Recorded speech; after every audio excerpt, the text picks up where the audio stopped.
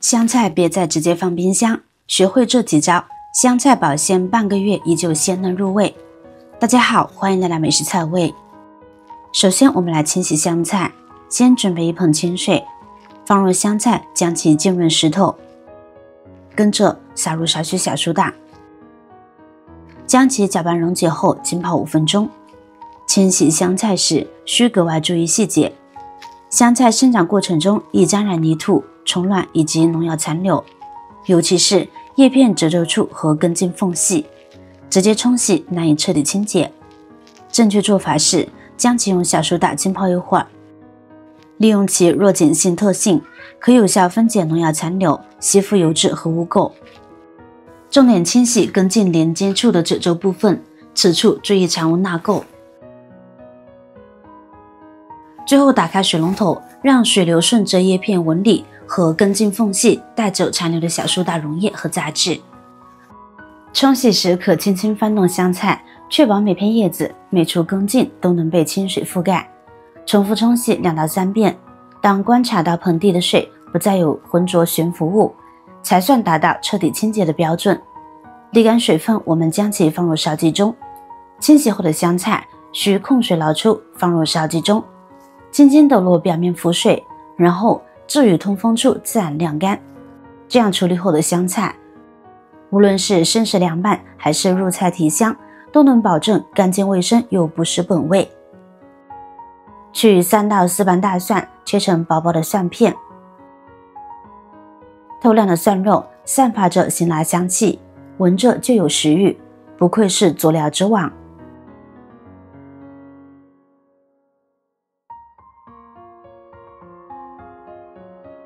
再取5到6根小米椒，掐去蒂后，斜刀切成均匀的小圈，鲜艳的红椒圈像红宝石般跳跃在砧板上，带着隐约的辣意。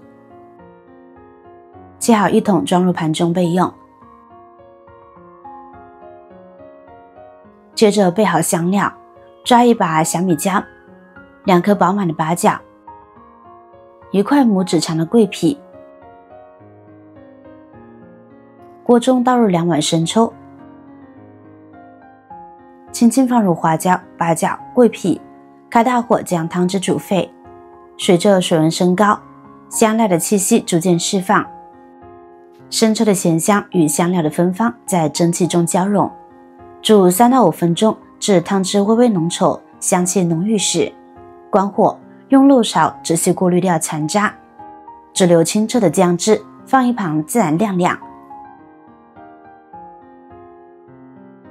与此同时，处理密封罐，取3到4个玻璃密封罐，用清水洗净后放入蒸锅中，大火蒸至8到10分钟，进行高温消毒。蒸汽缭绕中，罐壁上的细菌被彻底杀灭。取出后，将罐子倒置在干净的地方，让瓶内残留的水汽完全晾干，确保罐内干燥无菌，为后续封存香菜酱打造洁净的环境。20到30分钟后，用手触摸叶片无明显湿润感，根茎处再也不滴水，即表示水分已晾干。此时的香菜状态干爽不粘脸，将其放在菜板上，切成3到4厘米的小段。切好的香菜段呢，也别急着处理，准备一个干净的大碗，开始层叠腌制法。先抓一把香菜，松松的铺在碗底，指尖捏起细盐，均匀的撒上一层，盐不用多，薄薄的盖住香菜表面，就像给绿叶敷层白霜。接着再抓一把香菜，轻轻抖散铺上去，让叶片自然交错，再撒一小撮盐，这样一层菜一层盐重复铺叠，每一层都留些呼吸空隙。铺完最后一层后，不用刻意按压，让香菜保持自然松散的状态，静置在阴凉处腌制10分钟。这时候你会发现，原本支棱的香菜叶开始服软，叶片边缘微微卷起，碗底慢慢渗透出清凉的汤汁。这是盐分和香菜在悄悄作用，逼出多余水分的同时，让咸香慢慢渗进每片叶子里。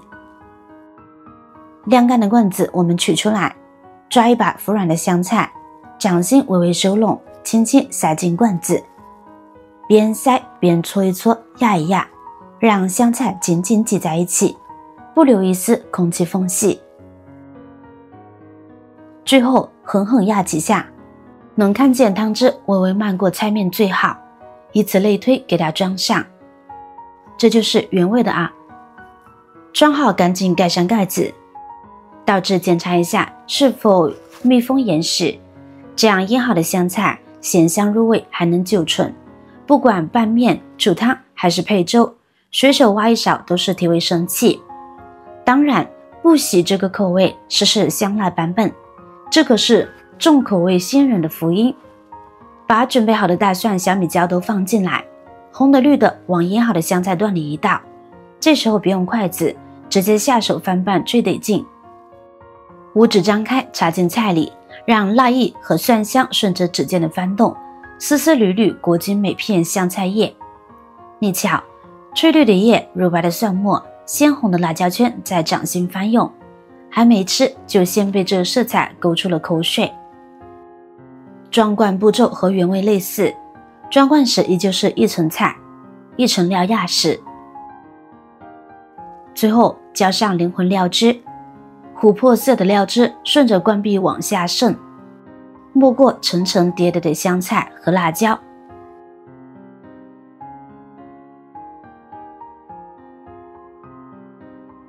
依次装好密封保存就行，就放冰箱冷藏室，它都不会坏的。两种风味的特别之处在哪儿呢？原味香菜胜在清爽百搭，单纯用盐腌制，最大程度保留了香菜本身的鲜香和脆感，像个万能配角。炖羊肉时撒一把提鲜，做凉菜时当点缀增香，甚至煮面快出锅时丢几筷子，立马盘活整碗汤。香辣香菜赢在浓烈够味，蒜和小米辣的加入让它个性十足，更像餐桌上的气氛担当。配白粥能瞬间打开胃口，夹馒头吃简直香到跺脚。哪怕炒菜时挖一勺当底料，都能让普通家常菜秒变下饭菜天花板。两种腌法，两种性格，不管是喜欢清淡的小清新，还是偏爱重口味的火辣派，都能在这罐子里找到对味的答案。动手腌上一两罐，冰箱里一放，往后做饭犯懒时，随手挖一勺就是现成的味觉救星。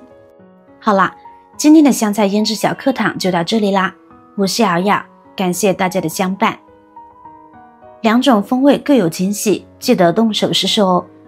我们下期再见啦，拜拜。